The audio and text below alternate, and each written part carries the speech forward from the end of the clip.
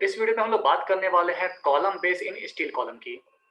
यानी कि steel column के नीचे जो कॉलम बेस हम लोग यूज़ करते हैं, उसका मतलब क्या होता है, किस तरह से उसका यूज़ किया जाता है, उसके सिग्निफिकेंस क्या हैं, इसके बारे में हम लोग इस वीडियो में पढ़ेंगे।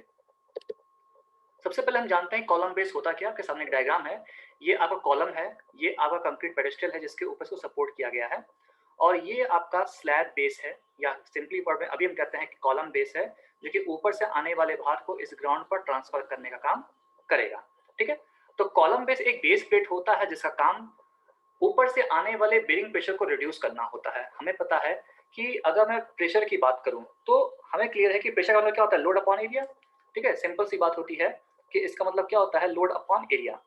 ठीक, P बराबर small p equal to load upon area. तो अगर मैं एरिया को इंक्रीज कर दूंगा तो ऑटोमेटिकली प्रेशर क्या हो जाएगा, रिड्यूस हो जाएगा। बस उसी कॉन्सेप्ट को यहाँ पर यूज किया जाता है कि अगर हम लोग कॉलम, जो कि हम जानते हैं जिसका क्रॉस सेक्शन एरिया बहुत ज्यादा नहीं होता है, तो अगर क्रॉस सेक्शन एरिया कम होगा तो ऑब्वियस सी बात है यहाँ पे क्या हो जाएगा, यहाँ पे प्रेशर इंक्रीज हो जाएगा। और अगर छोटे से एरिया में प्रेशर ज्यादा लगता है तो वहाँ पे स्ट्रेस कंसंट्रेशन पैदा होता है, जिसकी वजह से पंचिंग शेयर होने के चांसेस बढ़ जाते हैं और ऐसा हम नहीं चाहेंगे। इस चीज को रिड्यूस करने के लिए हम लोग वहां पे क्या करते हैं, वाइडर एरिया का, अधिक एरिया का, लार्जर एरिया का एक बेस प्लेट यूज कर लिया जाता है जिसको हम लोग कॉलम बेस बोलते हैं। अगर ऊपर से आने वाला कॉलम लोड कम है तो वहां पे स्लैब बेस यूज करते हैं, ज्यादा है तो गजट बेस यूज करते हैं, और अगर लोड काफी ज्यादा है साथ साथ में सॉइल भी वीक है तो वहां पे ग्रिलेज फाउंडेशन का यूज किया जाता है। ये डिफरेंट टाइप्स हैं जिसको भी आगे चल के हम लोग और एक्सप्लोर करेंगे। बट अभी मोटी मोटा आप ये समझिए कि कॉलम बेस का मेन काम होता है कि कॉलम के ऊपर जो भी ऊपर से भार आ रहा है और कॉलम का खुद का सेल्फ वेट जो है उसको एक छोटे से एरिया के बजाय एक रिस्पेक्टिवली बड़े एरिया पे ट्रांसफर करना, और इसके लिए कॉलम बेस उसकी हेल्प करता है ताकि पंचिंग शेयर होने के चांसेस को हम लोग मिनिमाइज कर सकें। ठीक, पंचिंग शेयर अगर मिनिमाइज करेंगे तो फिर वहां पे हमारे जो फाउंडेशन है उसकी स्टेबिलिटी बढ़ जाती है और उसका लाइफ स्पैन भी इंक्रीज हो जाता है। अगर हम लोग एक रफली बात करें कि कॉलम बेस कितने तरह का होता है तो it is of three type. पहला स्लैब बेस, दूसरा गजेट बेस और तीसरा है आपका ग्रेज फाउंडेशन। ठीक, अब कहाँ पे क्या यूज करते हैं, किसकी क्या क्लासिफिकेशंस हैं और किसका क्या प्रॉपर्टीज है, इसके बारे में हम लोग पढ़ते हैं। अगर मैं स्लैब बेस की बात करूं तो स्लैब बेस जनरली हम लोग वहां अडॉप्ट करते हैं जहां पे हर कॉलम के पास अपना खुद का एक कंक्रीट पेडेस्टल होता है और ऊपर से आने वाला भार भी बहुत ज्यादा ना हो। ठीक है, यहाँ पे आपको दिख भी रहा होगा डायग्राम में कि ये एक कॉलम है और नीचे आपका स्लैब बेस यूज किया गया है। ठीक, तो एरिया को इंक्रीज करने के लिए, कौन से एरिया को, डिस्ट्रीब्यूशन एरिया को इंक्रीज करने के लिए हमने यहाँ पे स्लैब बेस यूज किया है। और इस स्लैब बेस को कॉलम के साथ ज्वाइन करने के लिए हमने क्लीट एंगल का यूज किया है, जो कि यहाँ पे मेंशन भी है कि in slab base plate and cleat angles are used, ताकि फास्टिंग अच्छे से की जा सके। और इनको जोड़ने में, ये देखिए आपको दिख रहा होगा ये बोल्ट्स हैं। ठीक है, इनको जोड़ने के लिए जिन बोल्ट्स का प्रयोग किया जाता है उनका जो परमिसिबल टेंसाइल स्ट्रेस होता है वो 120 मेगापास्कल होता है। अगर एक सही अरेंजमेंट लगाई जाती है तो नीचे जो भी प्रेशर डिस्ट्रीब्यूशन हो रहा है वो यूनिफॉर्म होगा। और वी नो दैट कि अगर प्रेशर डिस्ट्रीब्यूशन यूनिफॉर्म है तो वहां पे स्टेबिलिटी कई गुना इंक्रीज हो जाती है। तो जनरली इसका यूज कहाँ करते हैं, वहां पे करते हैं जहां पे हर कंक्रीट का अपना खुद, सॉरी, हर कॉलम का अपना एक खुद का इंडिपेंडेंट कंक्रीट पेडेस्टल होता है और ऊपर से आने वाला भार बहुत ज्यादा ना हो। अब अगर हमें यहाँ पे थिकनेस निकालनी है कि बेस प्लेट की थिकनेस कितनी होनी चाहिए, तो हमारे पास दो फॉर्मूले हैं, बाय डब्ल्यूएसएम बाय एलएसएम। अगर मैं डब्ल्यूएसएम के फॉर्मूले को यूज करता हूँ तो थिकनेस को लिख सकते हैं अंडर रूट में 3w upon sigma B S A square minus B square upon 4, और एलएसएम में लिख सकते हैं t equals to 2.5w upon sigma B S A square minus 0.3 B square.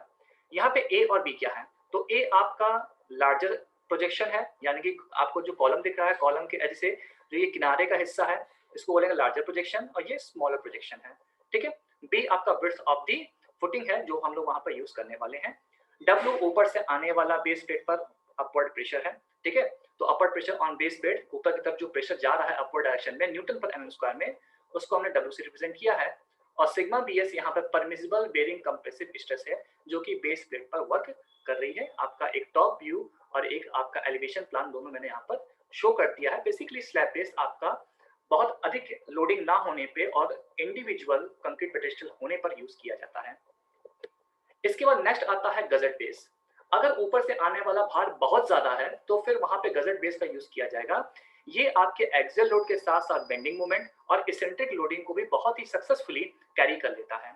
अब हमें पता है कि ऊपर से आने वाला भार काफी ज्यादा है तो इन दैट केस हमें एरिया इंक्रीज करना पड़ेगा, और एरिया इंक्रीज करने के लिए हम गजट प्लेट का यूज करते हैं दैट्स वाई इसको हम लोग गजेट बेस कहते हैं। ठीक है, अब यहाँ देख रहे हैं ये बेस प्लेट है, ये आपका क्लीट एंगल है और ये हमने गजेट प्लेट यहाँ पर जोड़ दिया है। यहाँ पे लोड्स की अगर हम बात करें तो फास्टनर के द्वारा 50% लोड्स को ट्रांसफर किया जाता है। ठीक है, यानी कि जितना लोड आपका ट्रांसफर हो रहा है उसका 50% आपका फास्टनर के थ्रू ट्रांसफर हो रहा है।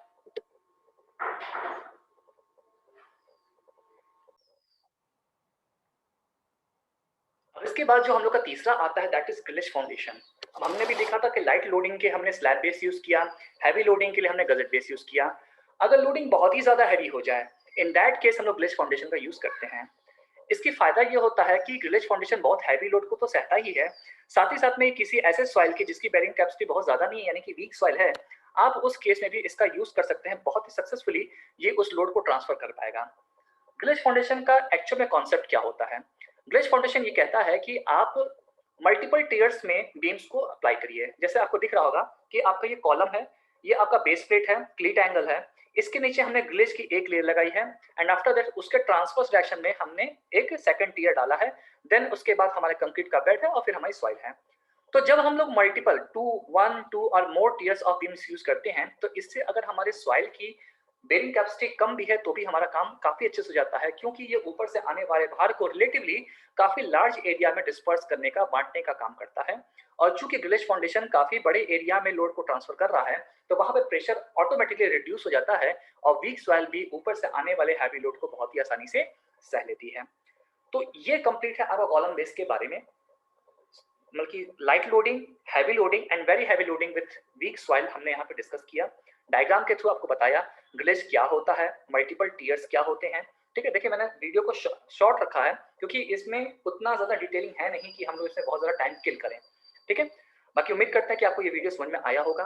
अगर आपको किसी भी तरह का कोई डाउट है तो आप मुझसे पूछ सकते हैं। इस वीडियो को एक बार 2 बार जरूर देख लीजिएगा क्योंकि थ्योरेटिकल पोर्शन है तो यहाँ पे आपको थोड़ा सा रटने की टेंडेंसी रखनी पड़ेगी। बाकी जितने कॉन्सेप्ट थे मैंने यहाँ पे आपको क्लियरली समझा दिए। Thank you so much last तक वीडियो देखने के लिए।